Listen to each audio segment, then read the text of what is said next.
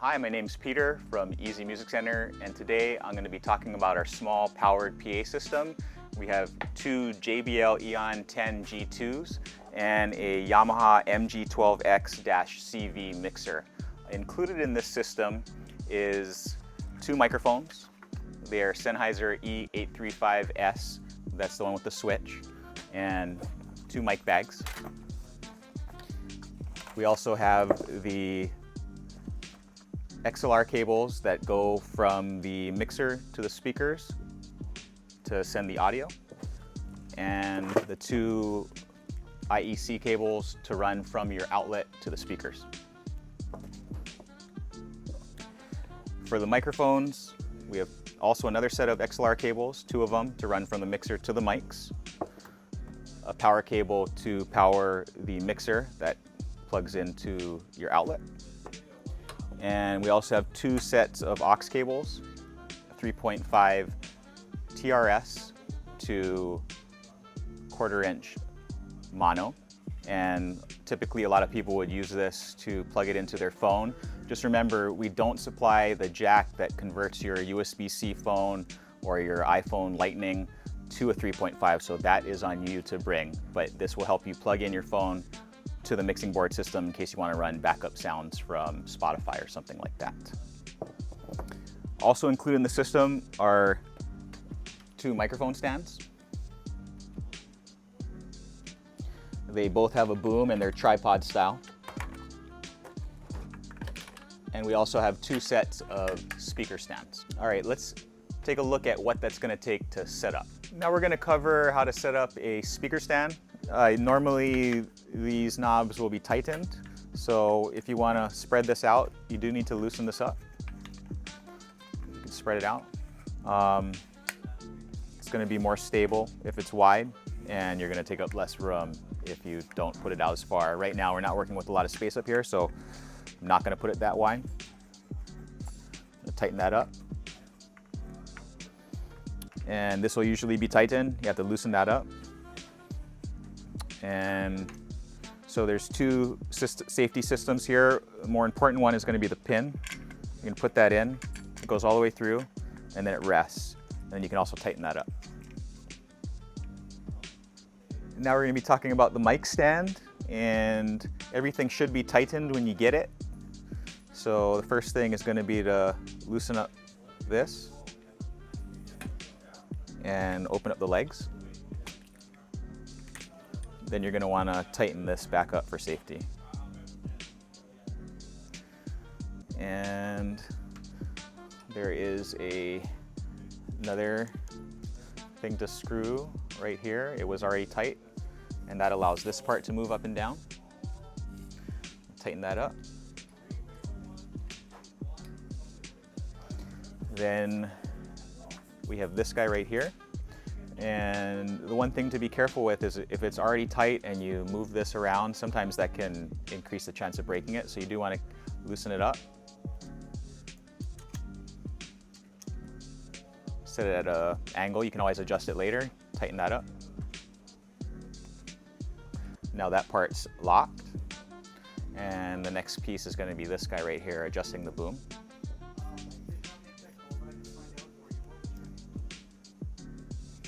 I think I'm going to want to go a little longer, and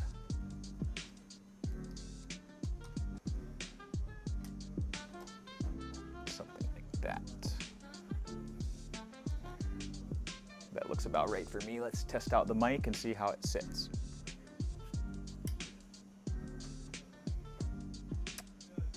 Now we're going to show how to mount the speakers. There's a handle back here, and you need to find the hole on the bottom. Line it up right there. Now we're going to show you how to power up the speaker. I already have my IEC cable plugged into an outlet, and it's going to go into this jack right here. The speaker is currently off. Place it in firmly. And if you need to turn on the speaker, the switch is right there. You can tell that the speaker's on by the green light. And now we're plugging in the IEC cable. I've already plugged it into the outlet, and we're going to plug that into the back of the mixer, like so. Put it in firmly, and to turn on the mixer, it's right there. Now we're going to cover plugging in the XLR cable from the mixer to the speaker. Over here you'll see that we have a left and right stereo out, so it's going to be one each for each speaker. And we're going to plug in this side of the XLR, the female XLR, into the right out. You'll hear it click, and now it's locked in, and if you need to remove it, you need to press this button to get it out. Click, we're locked. And now we're going to plug the male XLR into the input on the back of the speaker. And you want to line up, it's a 3-prong, so you're going to want to line that up with the way that you see this 3-prong right here.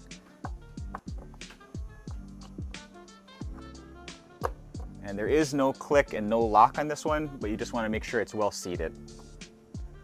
So I'm going to turn it on so you can see a few things here. And we've already got it plugged into the output as we've shown. Right now I'm going to leave this channel 1 at 1 o'clock. We don't supply any cables for the 2 and 3, so you don't have to worry about that. We'll leave that at 1, and there is a button here that can be pressed with a pen. If you decide to plug in a microphone into the input, there is a mic setting, something like a pen works. You stick it in this hole and you can toggle between line and mic. When you get the rental system, it should not be illuminated red, and it should already be in line mode, which will be appropriate to run from the mixing board. The next thing I'm going to show is how to plug the microphone cable into the mixing board and the microphone. You're going to take the male XLR side and line it up. These combination jacks can be a little confusing for some people because it can do a 1/4 inch and the 3-pin XLR. So there is a 3-pin setup here as well. It looks a little confusing to some people. Some people are used to possibly seeing just the 3 pins. It's going to line up like this. No locking on this side.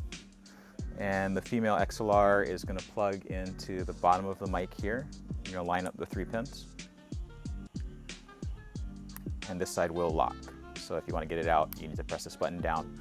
And something worth mentioning is we do have 4 sets of XLR cables that come in this system.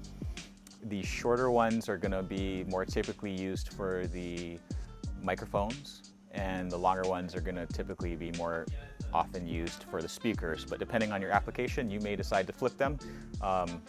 They're the same type of cables. Okay, a few things to know about this mixing board. These on buttons act as a mute, so it has to be lit up for the channel to be functioning. And for the most part, this stereo button right here, if you don't have that engaged and have it down, it's going to also act like a mute. You're only going to hear that if the effects are up otherwise. So keep these guys down for simple operation.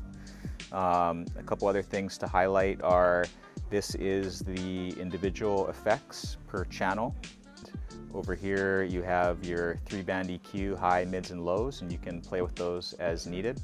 You do have a compressor here as well, and then you have the gain. So let's go over setting the gain on the channel. I'm going to turn it all the way down. Got my mic here, I'm going to turn the switch on. And what you're going to want to do here is, rather than getting a lot of feedback and blasting everything up, the easy way to do it is to press this PFL button. So I got this PFL button down, and I'm going to start to, so if I have it disengaged, you're going to see that light is no longer blinking right here. But if I engage it, you can see it's operational now. And if I start to open up the gain, you're going to see the PFL start to show me a reading. And I'm going to want to get that up, depending on how you're using it. If you're yelling, you're going to bring the gain back down. If I'm talking really loud, then I'm going to start to get above 0 easily. But at this normal level, let's get that up to around a 0.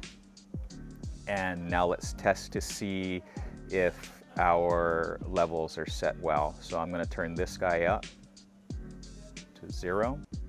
I'm going to start to raise the fader on channel 1. Check, check, check.